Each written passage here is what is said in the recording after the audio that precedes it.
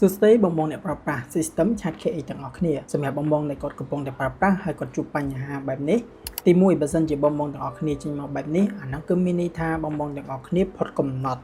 មានន័យថាបងប្អូនទាំងអស់គ្នាដល់ថ្ងៃបងលុយក៏ប៉ុន្តែអត់បានតាក់ទងមក admin ដើម្បីធ្វើការបន្តប្រើប្រាស់អញ្ចឹងបើសិនជាបងប្អូនទាំងអស់គ្នាបងលុយហើយអញ្ចឹងពេលដែល login វិញចេញបញ្ហាបែបនេះបងប្អូនគ្រាន់តែធ្វើការចុច re login ម្ដងទៀតទៅគឺបានហើយនេះអញ្ចឹងគ្រាន់តែចុច login with Facebook ម្ដងទៀតហើយយើងគ្រាន់តែចុច reconnect ឡើងវិញមកគឺយើងអាចធ្វើការប្រើប្រាស់នៅ system របស់យើងនឹងបានវិញធម្មតាហើយ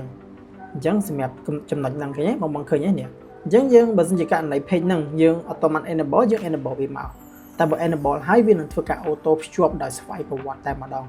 អាហ្នឹងគឺសម្រាប់ករណីទី1ករណីទី2បើសិនជាបងទាំងអស់គ្នា enable មកវាចេញពាក្យថា more your limit is over ក្នុងកន្លែងហ្នឹងគឺមានន័យថា account របស់បងទាំងអស់គ្នាប្រើប្រាស់គឺលើសកំណត់ហើយអាហ្នឹងគឺករណីទី1ករណីទី2មានន័យថាបងទាំងអស់គ្នាត្រូវធ្វើការ log out មានន័យថាយើង log out វាហើយ log in ម្ដងទៀតមកហើយយើងបើកម្ដងទៀតទៅបានហើយអាហ្នឹងគឺមានពីរករណីហ្នឹងហើយសម្រាប់ករណីមួយទៀតបងទាំងអស់គ្នាវាចេញពាក្យថា access deny